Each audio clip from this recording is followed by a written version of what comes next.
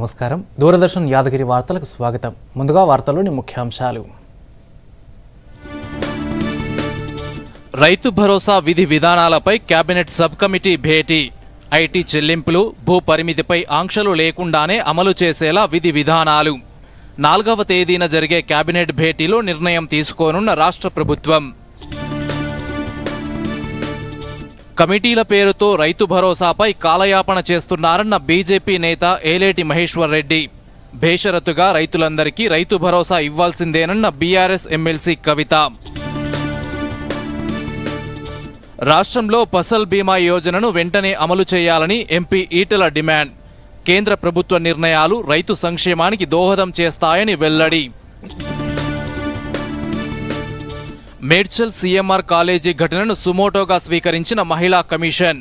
వెంటనే విచారణ జరిపి నివేదిక ఇవ్వాలని హైదరాబాద్ సిపికి ఆదేశం.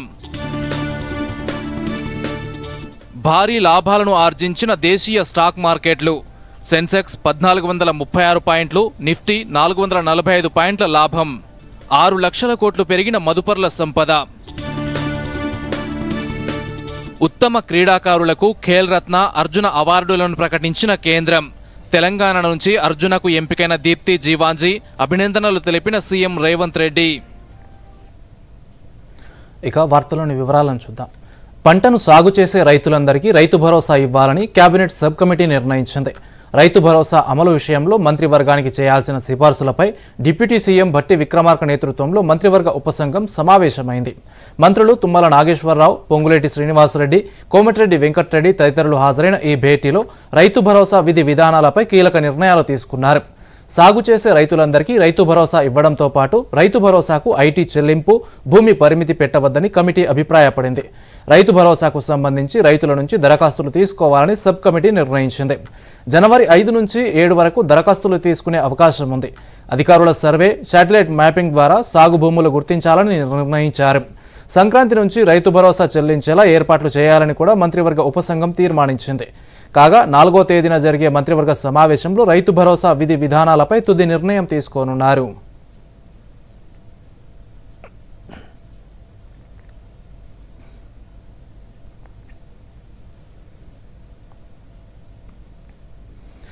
రైతు భరోసా ఇవ్వకుండా కమిటీల పేరుతో కాలయాపన చేస్తున్నారని బీజేపీ పక్ష నేత ఏలేటి మహేశ్వర్ రెడ్డి ఆరోపించారు. హైదరాబాద్లోని బీజేపీ రాష్ట్ర కార్యాలయంలో ఏర్పాటు చేసిన మీడియా సమావేశంలో ఆయన మాట్లాడారు.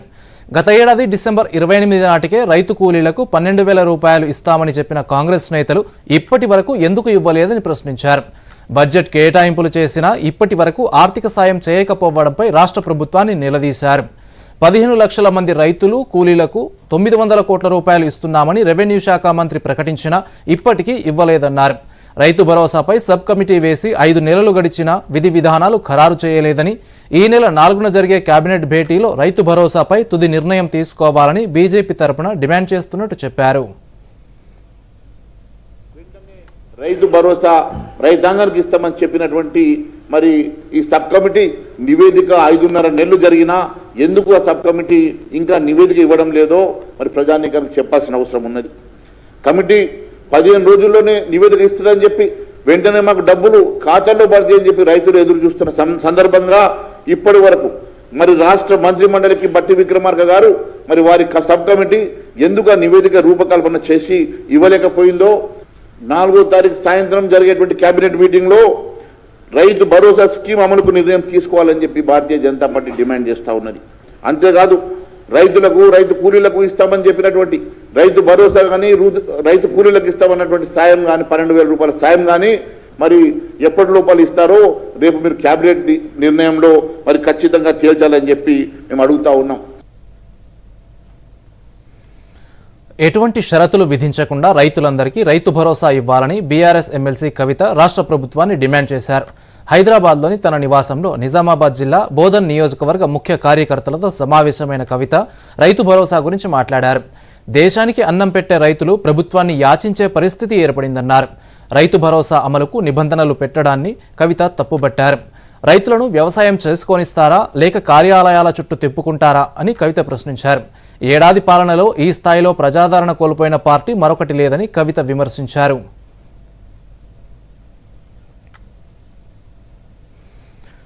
అధికారం కోల్పోయిన తర్వాత బీఆర్ఎస్ పార్టీ బీసీలపై కపట ప్రేమ చూపుతోందని తెలంగాణ పీసీసీ చీఫ్ మహేష్ కుమార్ గౌడ్ విమర్శించారు.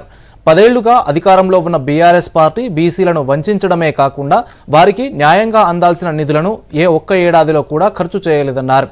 ఇందిరా పార్క్ వద్ద బీసీ ధర్నా చేయాలని ఎమ్మెల్సీ కవిత నిర్ణయించిన నేపథ్యంలో మహేష్ కుమార్ గౌడ్ ఓ ప్రకటన విడుదల చేశారు. స్థానిక ఎన్నికల్లో బీసీలకు అన్యాయం చేసిన బీఆర్ఎస్ ఇప్పుడు బీసీల గురించి మాట్లాడటం విడ్డూరంగా ఉందన్నారు.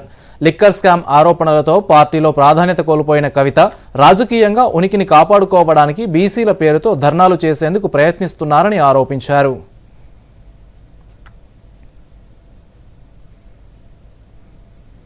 రాష్ట్ర ప్రభుత్వం వెంటనే పంట బీమా పథకాన్ని అమలు చేయాలని బీజేపీ ఎంపీ మాజీ మంత్రి ఈటల రాజేందర్ డిమాండ్ చేశారు.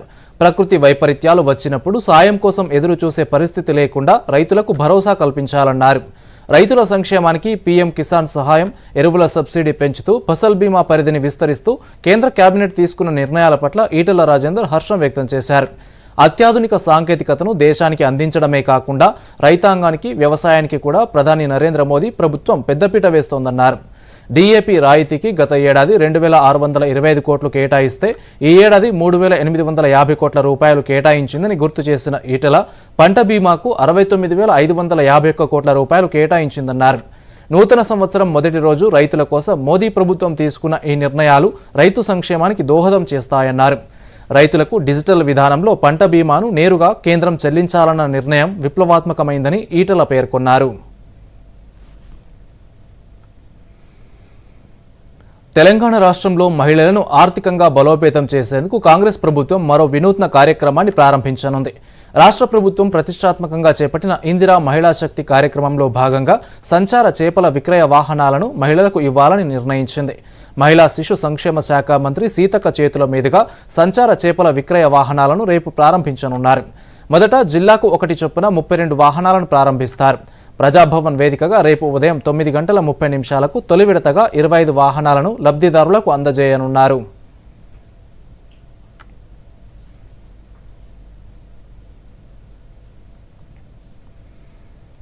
త్వరలోనే స్థానిక సంస్థల ఎన్నికలు ఉంటాయని మంత్రి పొన్నం ప్రభాకర్ తెలిపారు. ప్రతి గ్రామంలో కాంగ్రెస్ జెండా ఎగరాలని, స్థానిక సంస్థల ఎన్నికల్లో గెలుపే లక్ష్యంగా పనిచేయాలని పార్టీ కార్యకర్తలకు ఆయన సూచించారు. ఇవాళ సిద్దిపేట జిల్లా కోహెడలో పర్యటించి కార్యకర్తలతో సమావేశమయ్యారు. ఈ సందర్భంగా మంత్రి మాట్లాడుతూ లోకల్ బాడీ ఎలక్షన్స్ కోసం ఇప్పటి నుంచే నేతలు వ్యూహాత్మకంగా పనిచేయాలని, ప్రభుత్వం అమలు చేస్తున్న పథకాలను ప్రజల్లోకి పెద్ద ఎత్తున తీసుకెళ్లాలని సూచించారు. వ్యవసాయం, రైతు సంక్షేమం కోసం 30,000 కోట్ల రూపాయలు కేటాయించామని చెప్పారు. అర్హులైన వారందరికీ ఇందిరమ్మ ఇండ్లు ఇస్తామన్నారు. హుస్నాబాద్కు 250 పడకల హాస్పిటల్ మంజూరైందని చెప్పారు.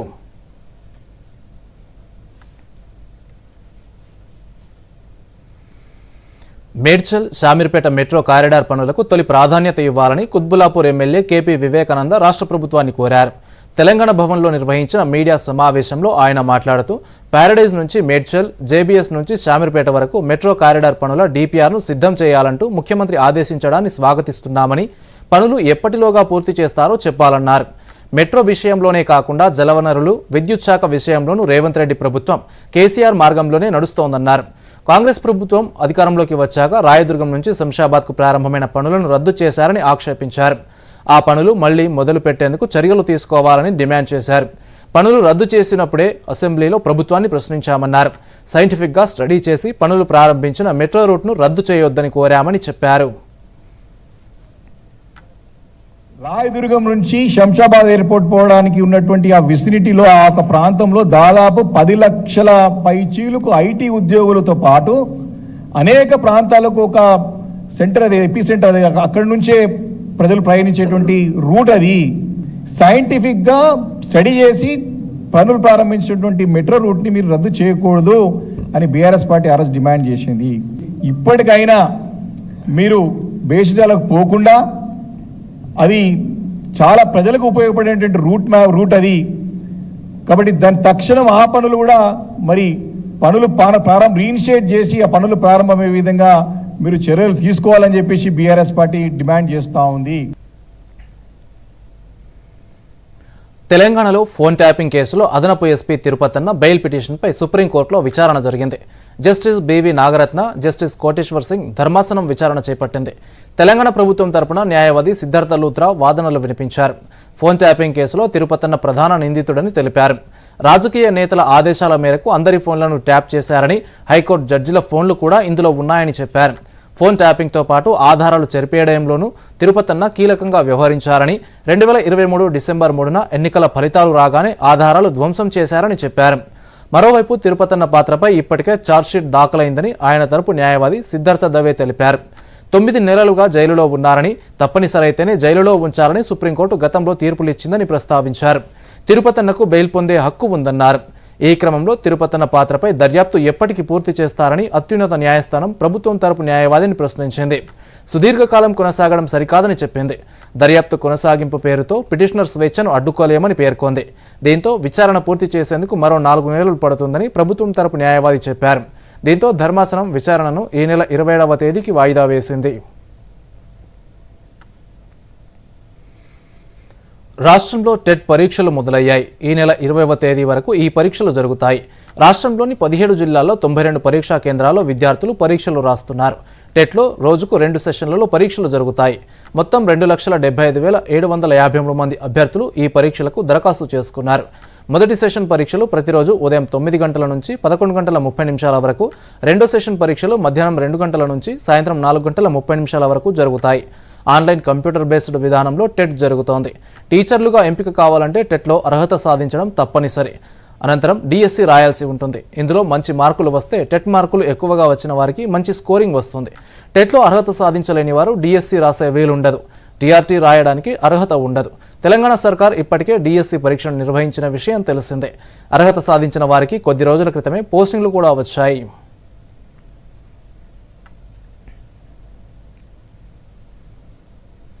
మేడ్చల్ సిఎంఆర్ కాలేజీలో విద్యార్థినుల ఆందోళన కొనసాగుతోంది.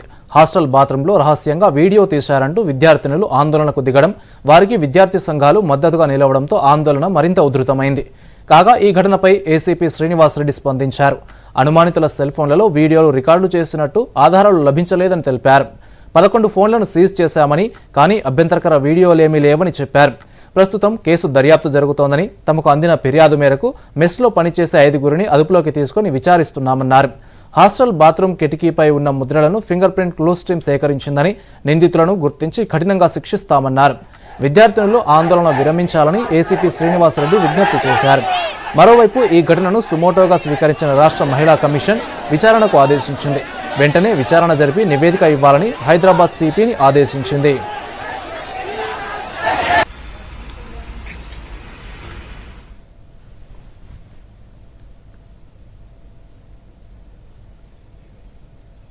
రాత్రి సిఎంఆర్ కాలేజీలో గర్ల్స్ హాస్టల్లో అమ్మాయిల బాత్రూమ్ ఎవరో కదులుతున్నట్టుగా షాడో కనిపించినట్టు ఒక అమ్మాయి అనుమానం వ్యక్తం చేసి వార్డెన్ నోటీస్కి తీసుకుపోవడం జరిగారు. అయితే ఈ క్రమంలో అమ్మాయిలందరూ కూడా ఇంతకు ముందు కూడా కొన్ని వీడియోలు తీసి ఉంటారు అని అనుమానం వ్యక్తం చేయడం జరిగింది. నిజంగా అట్లా తీసే అవకాశం ఉందని చూడడం జరిగింది. ఇందులో కొంత మేనేజ్మెంట్ నిర్లక్ష్యం కనబడుతుంది. మహిళల రూమ్ లో వెనకాల లేబర్ 2 రూములు పెట్టడం జరిగింది. అక్కడనే వెంటిలేటర్ కూడా ఉండడం జరిగింది. వ్యక్తుల మీద అనుమానం ఉంది అని చెప్పడం జరిగింది. వెంటనే ఫింగర్ ప్రింట్ వాళ్ళని కూడా పిలిపించి ఆ కిటికీ పైన ఫింగర్ ప్రింట్స్ ఉన్నాయని చూడడం జరిగింది. ఒక 2 ఛాన్స్ ప్రింట్స్ అయితే ఉన్నవి. అవి ఎవరి అన్నది వెరిఫై చేస్తారు. ఇప్పుడు ప్రకటనలు. కొత్త వాషింగ్ మెషిన్ బాగుంది. ఏమైంది? ఈ షాపింగ్ పై 2000 వరకు క్యాష్ బ్యాక్ వచ్చింది. కేవలం క్యూఆర్ కోడ్ స్కాన్ చేయాలి. దుమ్ము దులిపేస్తుంది అనుకుంటా కదా. బ్యాంక్ అకౌంట్ ది డబ్బు రిసీవ్ చేసుకునే సమయంలో క్యూఆర్ కోడ్, స్కాన్, పిన్ లేదా ఓటీపీ లాంటివి అవసరమే ఉండదు. అవి కేవలం పేమెంట్ చేయడంలో అవసరం అవుతాయి. అందుకే తెలియని కోడ్ లేదా లింక్ల నుండి జాగ్రత్తగా ఉండండి. నష్టపోకండి. బ్రతికిపోయాం పెద్ద నష్టం నుండి. ఈ కొత్త నష్టం ఆర్బీఐ అంటుంది, విషయాలు తెలుసుకోండి, జాగరూకంగా ఉండండి. వార్తలకు పునఃస్వాగతం. రైతుల సంక్షేమం అమలు చేస్తున్న ఫసల్ బీమా యోజన, వాతావరణ ఆధారిత పంటల బీమా పథకానికి కేంద్ర మంత్రి మండలి అదనపు కేటాయింపులు చేసిందని Telangana agriculture insurance company regional manager Vishwanath అన్నారు. 2025-26 సంవత్సరానికి గాను ఈ కొత్త కేటాయింపులు చేసినట్టు చెప్పారు. ఏటా ఈ పథకంలో చేరుతున్న రైతుల సంఖ్య పెరుగుతుండటంతో అందుకు అనుగుణంగా కేటాయింపులను పెంచారన్నారు. తెలంగాణలో ప్రధానమంత్రి ఫసల్ బీమా యోజనను గత ప్రభుత్వం రద్దు చేసుకోగా ఇటీవల అసెంబ్లీ సమావేశంలో ప్రధానమంత్రి ఫసల్ బీమా యోజనను తెలంగాణ రాష్ట్రంలోనూ అమలు చేయాలని నిర్ణయించారన్నారు.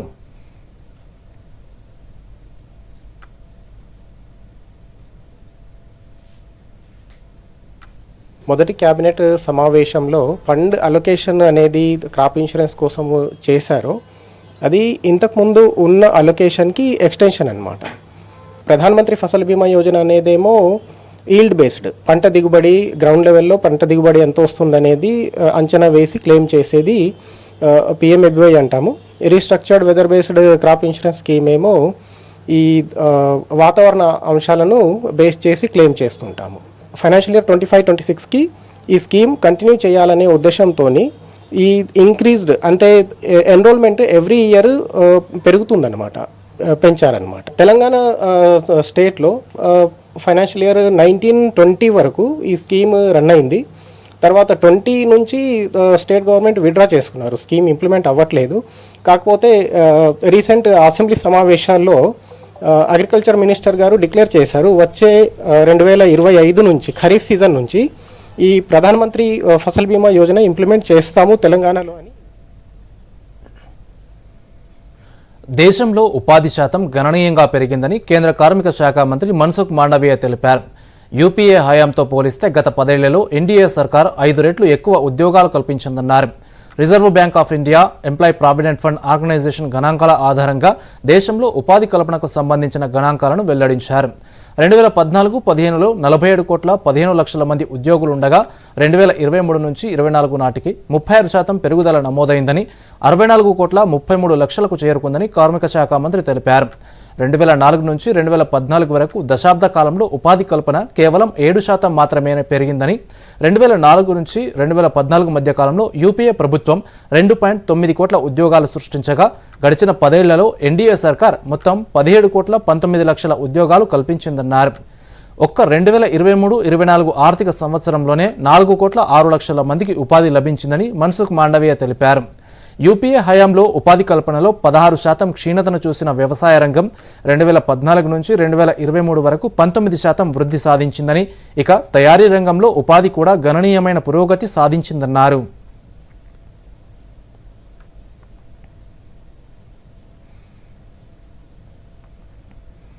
బీహార్, కేరళ రాష్ట్రాలకు కొత్తగా ఎన్నికైన గవర్నర్లు ఇవాళ పదవీ బాధ్యతలు తీసుకున్నారు. కేరళ గవర్నర్గా బాధ్యతలు నిర్వర్తించిన ఆరిఫ్ మొహమ్మద్ ఖాన్ బీహార్ గవర్నర్గా ప్రమాణం చేశారు. అలాగే ఇన్ని రోజులు బీహార్ గవర్నర్గా విధులు నిర్వహించిన రాజేంద్ర విశ్వనాథ్ అర్లేకర్ కేరళ గవర్నర్గా ప్రమాణ స్వీకారం చేశారు. దేశంలోని 5 రాష్ట్రాలకు కేంద్ర ప్రభుత్వం గవర్నర్లను నియమించింది. ఇందులో మిజోరాం గవర్నర్గా జనరల్ విజయ్ కుమార్ సింగ్, మణిపూర్ గవర్నర్గా కేంద్ర హోంశాఖ మాజీ కార్యదర్శి అజయ్ కుమార్ భల్లా, ఒడిశా గవర్నర్గా కంభంపాటి హరిబాబు, బీహార్ గవర్నర్గా ఆరిఫ్ మొహమ్మద్ ఖాన్, కేరళ గవర్నర్గా రాజేంద్ర విశ్వనాథ్ ఆర్లేకర్ను ఎంపిక చేసింది. ఈ మేరకు గత నెల 24వ తేదీన రాష్ట్రపతి భవన్ అధికారిక ప్రకటన విడుదల చేసింది. ఈ నేపథ్యంలో తాజాగా బీహార్, కేరళ రాష్ట్రాల గవర్నర్లు ప్రమాణ స్వీకారం చేశారు.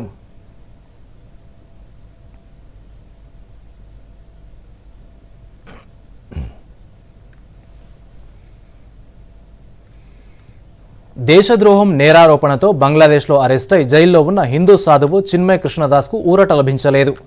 ఆయన బెయిల్ పిటిషన్ను చట్టోగ్రామ్లోని కోర్టు తిరస్కరించింది. బెయిల్ కోసం 11 మంది లాయర్ల బృందం ప్రయత్నించినప్పటికీ బెయిల్ దొరకలేదు. బంగ్లాదేశ్లోని చట్టోగ్రామ్ మెట్రోపాలిటన్ సెషన్స్ కోర్టులో 30 నిమిషాల పాటు ఈ బెయిల్ పిటిషన్పై వాదనలు జరిగాయి. చిన్మయ్ అరెస్టు అనంతర పరిణామాలను దృష్టిలో పెట్టుకుని గురువారం న్యాయస్థానం వద్ద భద్రతను కట్టుదిట్టం చేశారు. కాగా ఈ కేసు తీవ్రత దృష్ట్యా ప్రస్తుతానికి ఆయనకు బెయిల్ ఇవ్వలేమని కోర్టు తేల్చి చెప్పింది.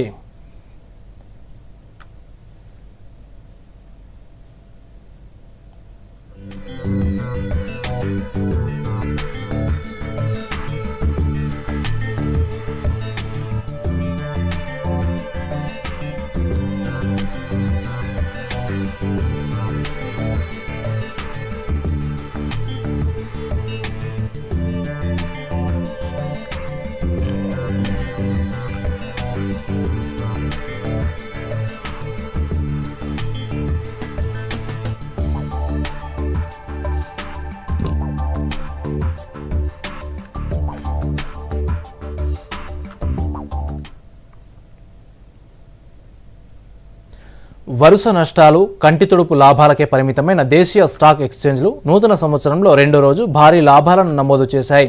ఫైనాన్షియల్, ఆటో, ఐటీ రంగ షేర్లలో కొనుగోళ్ల మద్దతుతో సూచీలు అంచనాలకు మించి రాణించాయి.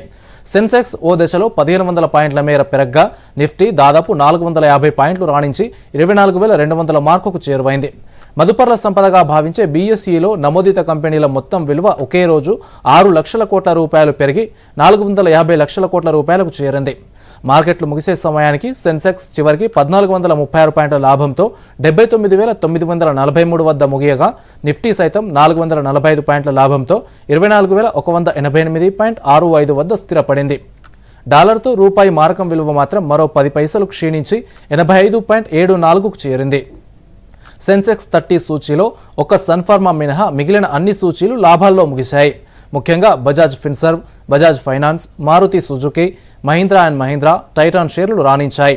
డిసెంబర్ నెలకు సంబంధించి వెలువడిన ఆటోమొబైల్ టోకు విక్రయ గణాంకాలు మదుపర్లను మెప్పించడమే ఆరో రంగంలో కొనుగోళ్లకు కారణంగా చెబుతున్నారు.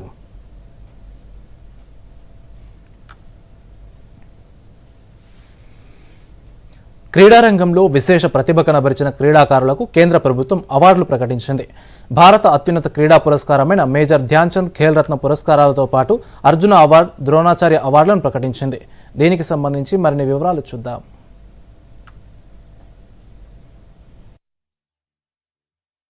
గత ఏడాది క్రీడల్లో అత్యుత్తమ ప్రతిభ కనబరిచిన క్రీడాకారులకు కేంద్ర ప్రభుత్వం అవార్డులను ప్రకటించింది. భారత అత్యున్నత క్రీడా పురస్కారమైన మేజర్ ధ్యాన్చంద్ ఖేల్ రత్న పురస్కారాలతో పాటు అర్జున, ద్రోణాచార్య అవార్డులను ప్రకటించింది. జనవరి 17న ఉదయం 11 గంటలకు రాష్ట్రపతి భవన్లో ఏర్పాటు చేసే ప్రత్యేక కార్యక్రమంలో రాష్ట్రపతి ద్రౌపది ముర్ము చేతుల మీదుగా పురస్కారాల ప్రధానోత్సవం అట్టహాసంగా జరగనుందని కేంద్ర యువజన వ్యవహారాలు, క్రీడా మంత్రిత్వ శాఖ ఓ ప్రకటనలో వెల్లడించింది.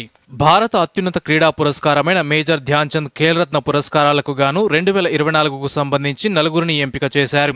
చెస్ విభాగంలో డి గుకేష్, హాకీ విభాగంలో హార్మన్ప్రీత్ సింగ్, పారా అథ్లెట్ విభాగంలో ప్రవీణ్ కుమార్, షూటింగ్ విభాగంలో మను బాకర్ను ఖేల్ రత్న పురస్కారానికి ఎంపిక చేశారు.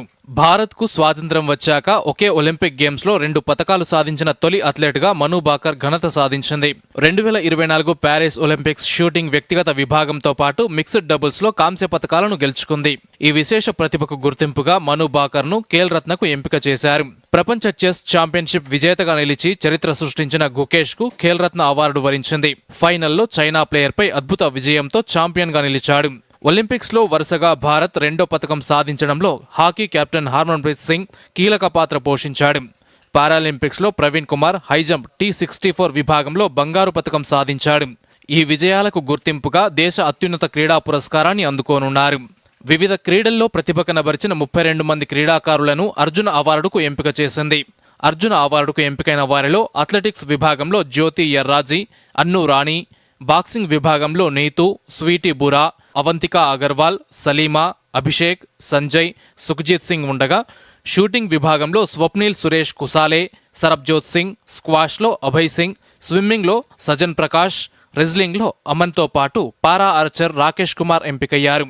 ఇక పారా అథ్లెటిక్స్ విభాగంలో ప్రీతిపాల్, జీవాంజీ దీప్తి, అజిత్ సింగ్, సచిన్ సర్జేరావు ఖిలారి, ప్రణవ్ సూర్మా, హోకాటో సీమా, పారా బ్యాడ్మింటన్ విభాగంలో తులసీమతి మురుగేషన్, నిత్యశ్రీ సుమతి శివన్, మనీషా రామ్దాస్ అర్జునకు ఎంపికయ్యారు. కపిల పార్మర్ పారా జూడో విభాగంలో ఎంపిక కాగా పారా షూటింగ్లో మోనా అగర్వాల్, రుబినా ఫ్రాన్సిస్ ఎంపికయ్యారు.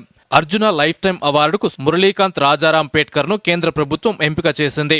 ద్రోణాచార్య అవార్డుల కోసం కోచులు సుభాష్ రాణా, దీపాలి దేశ్పాండే, సందీప్ సంగ్వాన్లు ఎంపికయ్యారు. ద్రోణాచార్య లైఫ్ టైం కేటగిరీలో మురళీధరన్ ఆర్మాండో అగ్నేలో కొలాకోను ఎంపిక చేస్తూ కేంద్ర ప్రభుత్వం జాబితా విడుదల చేసింది. Bureau report, Doordarshan news. పారాలింపిక్స్లో భారత్ తరపున కాంస్య పతకం సాధించిన తెలంగాణ యువ అథ్లెట్, వరంగల్ జిల్లా ముద్దుబిడ్డ దీప్తి జీవాంజీ విశిష్ట క్రీడా పురస్కారం అర్జున అవార్డుకు ఎంపిక కావడం పట్ల ముఖ్యమంత్రి రేవంత్ రెడ్డి హర్షం వ్యక్తం చేశారు. అభినందనలు తెలుపుతూ ప్రకటన విడుదల చేశారు. తెలంగాణ యువ క్రీడాకారులు మరింతగా రాణించాలని యంగ్ ఇండియా స్పోర్ట్స్ యూనివర్సిటీ, రాష్ట్ర వ్యాప్తంగా నిర్మితం కానున్న స్పోర్ట్స్ కాంప్లెక్స్లు అందుకు దోహదపడతాయని ముఖ్యమంత్రి పేర్కొన్నారు. క్రీడల్లో అత్యున్నత ప్రతిభ కనబరిచి ధ్యాన్చంద్ ఖేల్ రత్న అవార్డుకు ఎంపికైన గుకేష్ దొమ్మరాజు, హార్మన్ప్రీత్ సింగ్, ప్రవీణ్ కుమార్, మను బాకర్లకు సీఎం అభినందనలు తెలిపారు.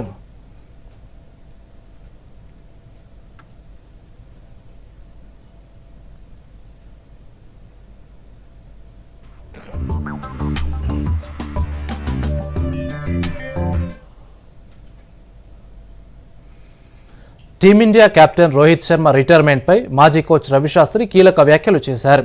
చివరి మ్యాచ్లోనైనా రోహిత్ శర్మ దూకుడుగా ఆడాలని సూచించారు. తాను రోహిత్కు దగ్గరగా ఉంటే మైదానంలోకి దిగినప్పటి నుంచే వేగంగా ఆడమని చెబుతానన్నారు. ప్రస్తుతం రోహిత్ ఆడుతున్న తీరు సరిగా లేదని, ఫామ్ పరంగా కూడా గొప్పగా అనిపించడం లేదన్నారు. ప్రత్యర్థిపై రోహిత్ దూకుడుగా ఆడితేనే ఫలితం ఉంటుందన్న రవిశాస్త్రి కెరియర్ కొనసాగించడంపై రోహిత్ శర్మ మాత్రమే నిర్ణయం తీసుకోవాల్సి ఉంటుందన్నాడు.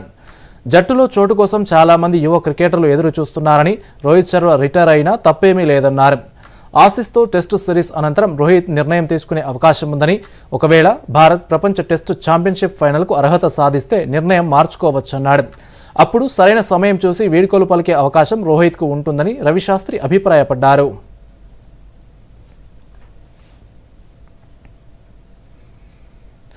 ఐసీసీ రేటింగ్ పాయింట్లలో స్టార్ పేసర్ జస్ప్రీత్ బుమ్రా భారత అత్యుత్తమ బౌలర్గా నిలిచాడు. స్పెయిన్ దిగ్గజం రవిచంద్రన్ అశ్విన్ రికార్డును అధిగమించి అత్యధిక రేటింగ్ పాయింట్లు సాధించాడు.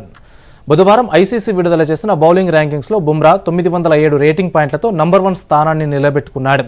2016 డిసెంబర్లో అశ్విన్ 904 రేటింగ్ పాయింట్లతో భారత్ తరపున అత్యధిక రేటింగ్ పాయింట్లు సాధించాడు.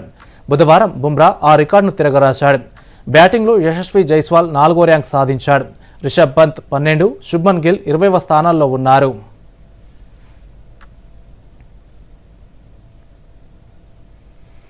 టెలివిజన్ పరిశ్రమ ఓటీటీ యుగంలోకి మారుతోంది. ఈ నేపథ్యంలో ప్రసార భారతి తన ఓటీటీ ప్లాట్ఫామ్ను ప్రారంభించింది. వేవ్స్ ఓటీటీ గురించి మరిన్ని వివరాలు చూద్దాం. వేవ్స్ ప్రేక్షకుల అభిరుచికి అనుగుణంగా వినోద విజ్ఞాన కార్యక్రమాలను అందించిన Prasar Bharati OTT platform waves ప్రేక్షకులకి అందుబాటులోకి తెచ్చింది. Prasar Bharati launches an OTT platform called Waves. వేవ్స్లో వినోదంతో పాటు 12 కంటే ఎక్కువ భాషలతో విభిన్న కంటెంట్ను ప్రేక్షకులకు అందిస్తుంది. దూరదర్శన్, ఆకాశవాణితో సహా లైవ్ ఛానళ్లతో పాటు ప్రాంతీయ, యానిమేషన్, మహిళలకు సంబంధించిన కంటెంట్ ఉంది. వేవ్స్లో అయోధ్య బాలరాముడి హారతి, ప్రధాని నరేంద్ర మోదీ మన్ కీ బాత్ వంటి ప్రత్యక్ష ప్రసారాల్ని వీక్షించవచ్చు. ఇతర ఫీచర్లతో పాటు Waves video on demand, free to play gaming, radio streaming, 65 live ఛానళ్లు, వీడియోలు అందిస్తోంది. ఆన్లైన్ షాపింగ్ కూడా అందుబాటులో ఉంది. అపరిమిత వినోదాన్ని పొందాలంటే వేవ్స్ యాప్ ఇప్పుడే డౌన్లోడ్ చేసుకోండి. వేవ్స్ యాప్ను స్మార్ట్ ఫోన్, టాబ్లెట్, స్మార్ట్ టీవీలో, ఆండ్రాయిడ్, యాపిల్ ప్లే స్టోర్ నుంచి లేదా క్యూఆర్ కోడ్ స్కాన్ చేయడం ద్వారా యాప్ని డౌన్లోడ్ చేసుకోవచ్చు.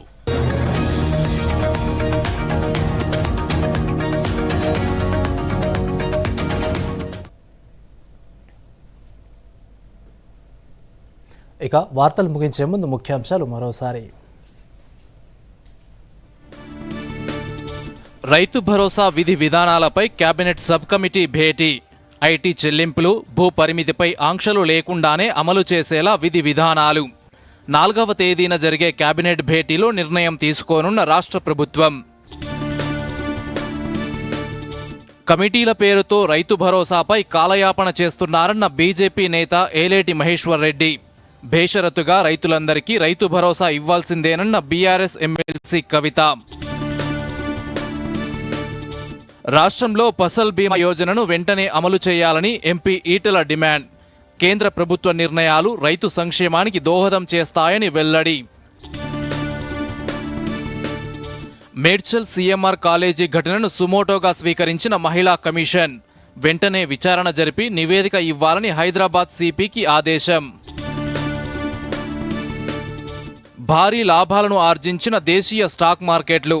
సెన్సెక్స్ 1436 పాయింట్లు, నిఫ్టీ 445 పాయింట్ల లాభం.